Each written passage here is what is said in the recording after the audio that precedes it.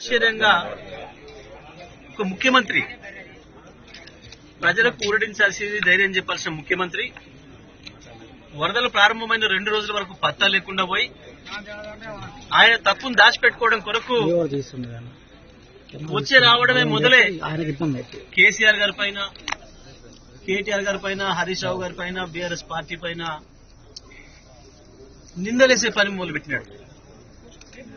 వచ్చింది వరద ప్రాంతాలు చూడడానికి, ప్రజలకు ధైర్యం చెప్పడానికి, రిలీఫ్ ఇవ్వడానికి వచ్చిన పద్ధతిలో లేడు. ఆయనకు పెళ్లికి సాగుకు తేడా తెలుస్తలేదు. వచ్చింది సంబురాలక జాతరకు వచ్చిండా, ప్రజల్ని పరామర్శించడానికి వచ్చిండా, ఆ హవభావాలు ఏందో అదేందో చూస్తేనే ముఖ్యమంత్రి స్థాయి ఏందో అర్థమవుతాం. మేం మాట్లాడలే. ఇప్పుడు మీ అందరి సమక్షంలో రైతులు చెప్పింది.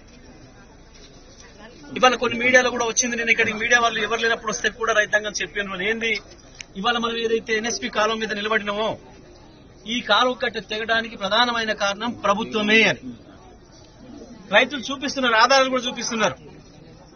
ఖమ్మం జిల్లాకు సంబంధించిన మంత్రులు, ప్రభుత్వం మొన్న ఎండాకాలంలో నీళ్లు తీసుకుపోవడానికి ఖమ్మం కొరకు ఇక్కడ కాలువ కట్టల పైన పోలీసులను పెట్టి మొత్తం తూములన్నిటికీ కూడా టాకాలు కొట్టిండ్రు, వెల్డింగ్లు చేసిండ్రు. ఈ తుమ్ములు బయటికి తీయడానికి వీలు కాక ఇవాళ ఈ కాలువలు తెగింది తప్ప, కాలువ 3 చోట్ల 2 చోట్ల తెగింది తప్ప దానంతర దిగలే, ఇది ప్రకృతి విలయంతో వచ్చింది కాదు అనే మాట స్పష్టంగా చెప్తా ఉన్నారు ఇవాళ రైతాంగం అందరూ కూడా. ఈ కాలువ కట్టలు తెగడానికి కారణం వాళ్ళే. నిన్న ఖమ్మంలో కొట్టుకపోయి, వరదలో కొట్టుకుపోయి ప్రజలు చచ్చిపోవడానికి కారకులు కూడా వాళ్ళే. మేము ఇది బాధ్యతాయి రాజ్యాంగంగా మాట్లాడడం లేదు, రాజకీయాల కొరకు మాట్లాడడం లేదు.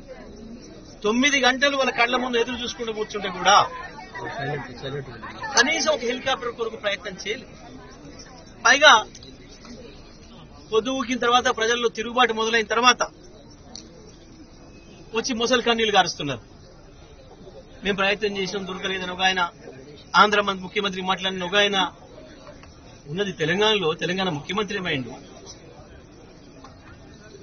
ఏం జరుగుతుంది అసలు ఈ రాష్ట్రంలో? ప్రజల్ని గాలికి వదిలేసి ముఖ్యమంత్రి, మంత్రులు జల్సాలలో ఉన్నారు. ఇది స్పష్టంగా ప్రభుత్వం సృష్టించిన విలయమే. ప్రకృతి విలయానికి మేమేం అనడం లేదు. కానీ వాళ్ళ ఈ కాలువ తెగిపోయి వేలాది ఎకరాలలో పంట నాశనం అయిపోయి, పంట నాశనం అయిపోవడమే కాదు, ఇంకా 2 పంటల వరకు కూడా వాళ్ళు చేసుకునే పరిస్థితి లేదా రైతాంగం ఇసుక మెటల్తో వేలాది ఎకరాలు. దీని విషయంలో ఇక్కడ ప్రభుత్వమే పూర్తిగా బాధ్యత వహించాల్సి ఉంది. కాబట్టి ఆ రైతాంగం డిమాండ్ చేస్తున్నారు, మాకు పొలాలను ఎప్పుడైతే చేసేయండి, మాకేం పైసలు ఎక్కర్లేదు, మా పొలాలని మళ్ళీ ఉన్నట్టుగా ప్రభుత్వమే చేసేయమని వాళ్ళు అడుగుతున్నారు. మాకు చెప్తున్నారు డిమాండ్ చేయండి అని హరీష్ రావు గారికి, సబితమ్మ గారికి మాకు చెప్తా ఉన్నారు. ఈ రకంగా మా తరఫున మాట్లాడండి అని చెప్తున్నారు. మేము మాట్లాడితే రాజకీయం అని మాట్లాడుతున్నారు. మేము మాట్లాడక ముందే మీరు రాజకీయం మాట్లాడుతున్నారు.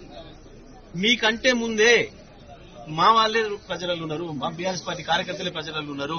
మాట 50,000 రూపాయలకు తక్కువ అయితే మాకు బాగా కాదు పొలం. మేము ఇప్పుడు పెట్టిన పెట్టుబడే 30,000 రూపాయలు పోయింది. ఇంకా 50,000 పెడితే తప్ప మళ్ళీ పొలాలు మా చేతికి రావనే మాట చెప్తున్నారు. కాబట్టి మేట కొట్టుకుపోయిన పొలాలకు 50,000 రూపాయల చొప్పున పరిహారం ఇవ్వాలి, సహాయం చేయాలి ప్రభుత్వం నుంచి. మిగతా పొలాలకు మొత్తం కూడా ఏదైతే పంట నష్టపోయిన పొలాలకు 30,000 రూపాయల చొప్పున పరిహారం ఇవ్వాలి. ఇది మేం కొత్తగా చేసిన డిమాండ్ కాదు. ఇది గతంలో కాంగ్రెస్ పార్టీ కూడా చెప్పింది. కాంగ్రెస్ పార్టీ ఇప్పటి పిసిసి అధ్యక్షులు కావచ్చు, ఇప్పుడున్న మంత్రులు కావచ్చు, ఆ రోజు చెప్పిన డిమాండ్లే ఉన్నాయి. వాళ్ళు ఆ రోజు ఏదైతే ప్రజల తరఫున డిమాండ్ చేసిండ్రో, ప్రజలు చెప్పిన పద్ధతుల్లో దాన్ని అమలు చేయమని చెప్పి మేము అడుగుతా ఉన్నాం, డిమాండ్ చేస్తా ఉన్నాం బీఆర్ఎస్ పార్టీ తరఫున. టాకాలు వేయడం వల్ల ఎస్కేప్ ఛానల్ ఓపెన్ చేయలేదు. అది ఓపెన్ చేయలేదు కనుక ఇది తెగిపోయింది. ఎస్కేప్ ఛానల్ మా దగ్గర ఉన్న రైతులపై ఓపెన్ చేస్తారు. అది కానీ ఆ టాకాలు వేయడం వల్ల జేసీబీ వచ్చిన సాయం, జేసీబీ సాయం కూడా పనికిరాలేదు. వెల్డింగ్ చేసి పెట్టడం వల్ల మీరు ఓపెన్ చేయలేదు. ప్రభుత్వం సకాలంలో ఇంజనీర్లు అది ఓపెన్ మ్యాక్సిమం ప్రభుత్వం కాదు, ఉన్న పొలంగా అయితే తుమ్మల నాగేశ్వర గారు మంత్రి గారు, పొంగులేటి శ్రీనివాసరెడ్డి గారు మంత్రి గారు కావాలని చెప్పి మొన్న 24 ఏప్రిల్ 12 ఇచ్చిన రోజు విఆర్ఏలు, ఫీల్డ్ అసిస్టెంట్లు, పోలీసు వాళ్ళు ఒక్కో తుమ్మికి 4 చొప్పున 16 మందిని సిబ్బందిని పెట్టి కావాలి పెట్టి నీళ్లు తీసుకుపోయారు. ఆ నీళ్లు తీసుకుపోయినప్పుడు ఈ మొత్తం సీల్ చేసి పడేశారు. వెల్లింగ్లు పెట్టి సీల్ చేసి తీసుకుపోయారు. మళ్ళీ వాటిని రీఓపెనింగ్ చేయకుండా నీళ్లు వదిలేశారు. పూర్తి స్థాయిలో నీళ్లు ఒకేసారి 1,60,000 క్యూసెక్కులు కాలేజ్ ఎదవాకి వచ్చినప్పుడు బ్యాక్ వాటర్ రిటర్న్ పోటీ ఎక్కింది. ఈ వాటర్ ఇటు ఈ వాటర్ ఇటు ఎక్కింది. దగ్గరలో ఉండబట్టి 2 ఎకరాలు బ్లాక్ చేసింది. ఎస్కేప్ ఛానల్ ఓపెన్ చేసి ఉంటే ఇంత ప్రెషర్ వెళ్ళిపోయేది తెగేది కాదు. ఆదివారం సార్ ఆ రోజు పూర్తి స్థాయిలో నిర్లక్ష్యం చేశారు. అధికారుల నిర్లక్ష్యం తోటే ఈ కట్ట బ్లాక్ ఎక్కువ సార్. ఇప్పుడు ఉన్నది కూడా ఎన్ఎస్పీ కెనాల్ కింద ఉన్న రైతులు వాటికి పట్టాలు లేవు. పూర్తిగా 2 ఎకరాలు 3 ఎకరాలు 4 ఎకరాలు ఉన్న రైతులే పూర్తి స్థాయిలో దెబ్బతిన్నారు.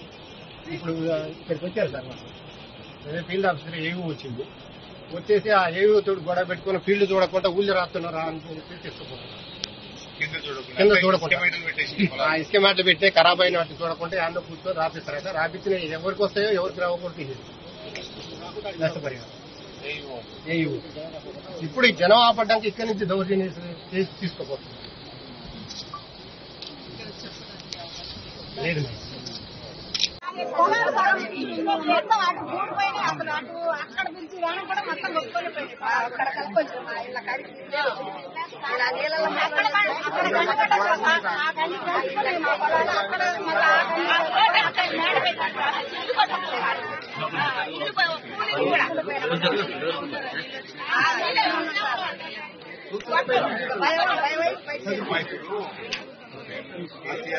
ఇస్తే టీఆర్ఎస్ పార్టీ ఎమ్మెల్యేలు అందరూ ఎన్ని ఎకరాలు నష్టం చూసి అది మొత్తం మళ్లీ చేయాలంటే చాలా కష్టం. కనీసం ఎకరానికి 50,000 రూపాయలు సాయం చేసి ఆ ఇసుక మీద పెట్టిన చేసుకోవడానికి రైతులకు సాయం చేయాలని చెప్పి అసెంబ్లీలో మాట్లాడి ప్రభుత్వాన్ని చెప్పడం కోసం చూసి వాస్తవ పరిస్థితి అంచనా వేయడానికి మేము వచ్చాము. మీరు చెప్పిన మాటలన్నీ కూడా వింటాము. ఖమ్మం దాకా వెళ్తున్నాము. మధ్యలో ఇక్కడ కూడా ముందు కూడా తెలిపోయింది. అది కూడా చూస్తాము. నష్టపోయినటువంటి వరి పొలాలు నష్టపోయిన వాళ్ళకేమో ఎకరా 30,000 అని ఇవ్వాలి. పెట్టిన వాళ్ళకి చెప్పి ప్రభుత్వం మీరు ఒత్తిడి పెడతాం. మీ అందరికీ సాయం చేసే విధంగా నేరు జరిగే విధంగా మా వంతు సహకారం